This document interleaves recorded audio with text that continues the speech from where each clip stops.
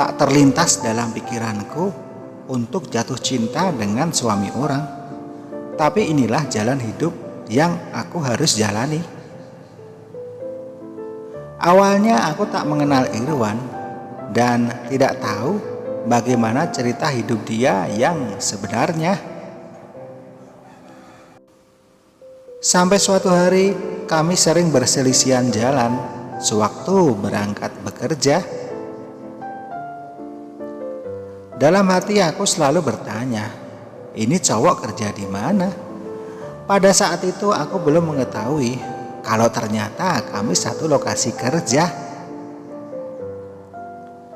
Tiba pada waktunya, dia datang ke kantorku untuk meminta surat berobat untuk istri dan anak-anaknya.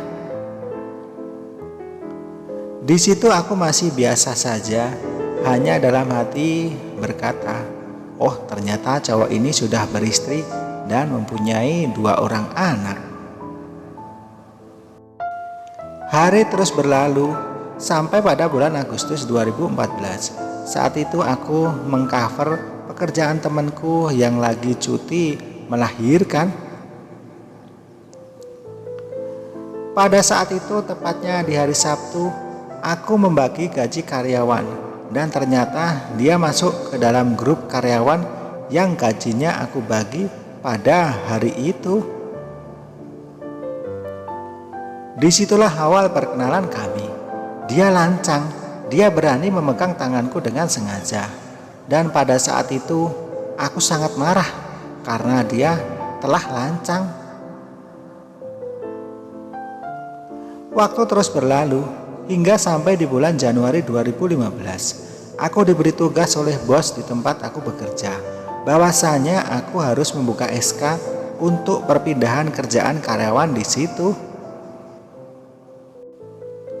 Aku sangat terkejut bahwa dia bakal menjadi satu departemen denganku, yang mana awalnya dia hanya menjadi seorang operator alat berat, hingga dirubah menjadi driver pribadi bos tempat aku bekerja. Waktu pun berjalan begitu cepat. Tak disangka, seiring berjalannya waktu, aku semakin dekat dengan dia.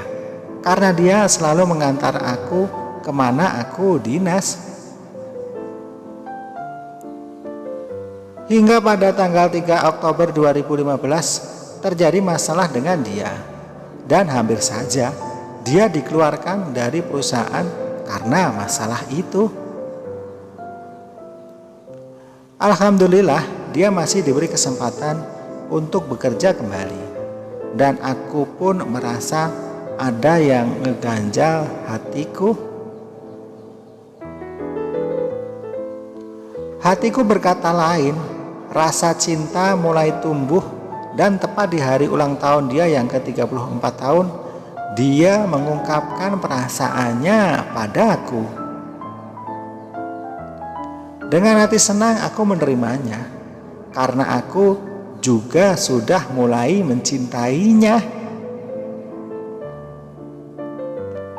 Waktu terus berjalan dan hubungan kami pun tetap berjalan.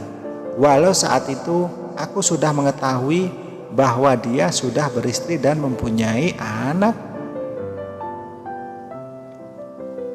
Hingga pada suatu hari istrinya tahu akan hubungan kami, dan di situ aku berbohong. Aku bilang tidak menjalin hubungan apa-apa. Aku menutupi semuanya karena aku tak ingin kehilangan dia. Walaupun hubungan kami sudah diketahui oleh istrinya, namun kami tetap menjalin hubungan itu. Hingga tepat di bulan Agustus 2016, aku positif. Betapa bodohnya aku. Memang pada saat itu kami sama-sama belum menginginkan kehadiran anak itu. Setelah perutku kembali kosong, betapa bodohnya aku. Aku masih saja melanjutkan hubunganku dengan dia. Walaupun sudah banyak yang menasihati aku untuk menjauhi dia. Tetapi aku tetap tidak mendengarkan nasihat mereka karena rasa sayangku terhadap dia. Makanya aku mengabaikan orang di sekelilingku. Berulang kali kami ketahuan oleh istrinya, namun kami masih saja tetap melangkah lebih jauh. Sampai pada akhirnya bulan Juli 2017 aku mengandung lagi. Kali ini berbeda, aku menginginkan anak itu, tapi dia tidak menginginkannya dan memintaku untuk berbuat yang sama seperti dulu.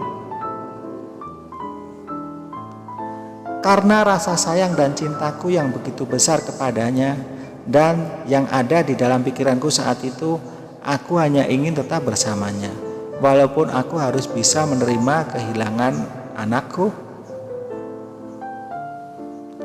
Kini statusku dan Irwan masih seperti itu. Tidak ada kejelasan sama sekali. Tapi yang pasti, aku sudah 2 kali melakukan dosa itu. Oh Tuhan, maafkan aku yang telah berdosa ini. Semoga aku bisa keluar dari persoalan ini. Penyesalan bisa menjadi pengingat bahwa penyesalan bukan akhir dari segalanya. Dan hal tersebut harus dijadikan pelajaran supaya tidak mengulangi kesalahan yang sama. Penyesalan dalam hidup bisa datang dari mana saja, entah karena hubungan pertemanan, percintaan, atau kegagalan dalam studi atau bisnis. Rasa penyesalan muncul karena pilihan yang kita ambil tidak pas, tindakan yang kita ambil merugikan diri sendiri atau orang lain. Penyesalan bisa dijadikan bahan evaluasi dan renungan. Kita sebaiknya melampiaskan emosi yang terpendam agar hati menjadi lega. Menyesal boleh-boleh saja, selama hal itu tidak sampai berlarut-larut dan merugikan. Tidak ada guna menyesali apa yang sudah terjadi dan larut dengan meratapi penyesalan. Itu tidak akan menjadikan lebih baik. Alangkah baiknya kita introspeksi terhadap kesalahan yang diperbuat di masa lalu, agar kita menjadi lebih baik lagi di masa depan. Di balik itu semua, penyesalan menjadi satu di antara kunci dari kehidupan kita yang bisa membuat kita menjadi lebih baik dari sebelumnya.